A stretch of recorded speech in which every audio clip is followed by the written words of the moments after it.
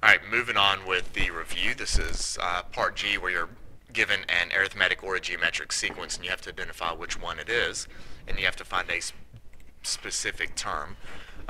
So here, I want the eighth term of this sequence, and I do want you to use the formulas. I should have specified that in the directions.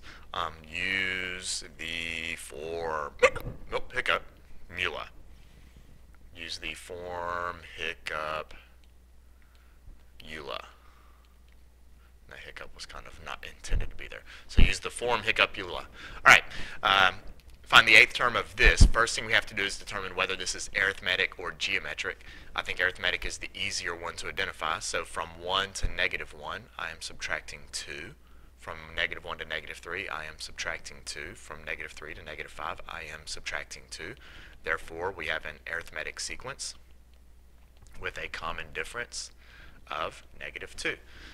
And then we need to find the nth term, a desired term. To find the nth term of an arithmetic sequence, it is your first term plus n minus 1 times the common difference. Now, I really wish I had not asked for the eighth term, because it is very easy just to write out the next 4 terms, and I realize that. And if this were a real world problem and you were just out, you have prom this weekend, you're probably going to be talking about these things, and rather than write out the formula, you're just going to count out the next 4 terms.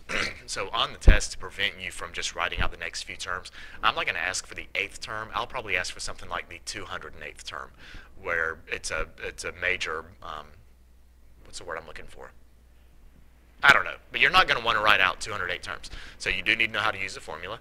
I know that the first term is 1, that was given. The number of terms is 8, because I want the eighth term.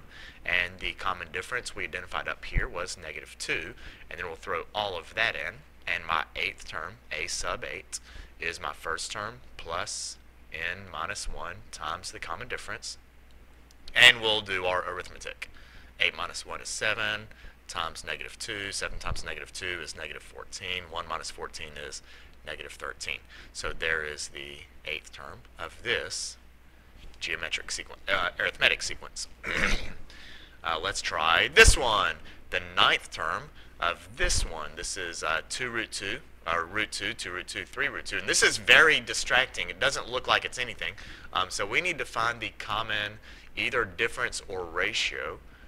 And I think the difference is easier to find. Now, in this case, it's not going to jump out at you, but to find the common difference, you simply take the second term and subtract the first term. So 2 times the square root of 2 minus the square root of 2. That's 2 root 2 minus and understood 1 root 2. And the difference between the first two is the square root of 2. And then I would need to find the common difference between the second 2 terms to see if it's the same. So I'll do 3 root 2 minus 2 root 2. And if you have 3 square root of 2 minus 2 square root of 2, that is 1 square root of 2. So even though it doesn't look arithmetic on the surface, it actually is arithmetic because I had the same difference. So it is an arithmetic sequence with a difference of square root of 2. And I want the ninth term. So we will use the formula. And again, I'm going to give you the formula on the test. You just need to know how to use it. First term times n minus 1 plus n minus 1 times d. First term is the square root of 2. The number of terms is 9. I want the ninth term. And your difference is the square root of 2.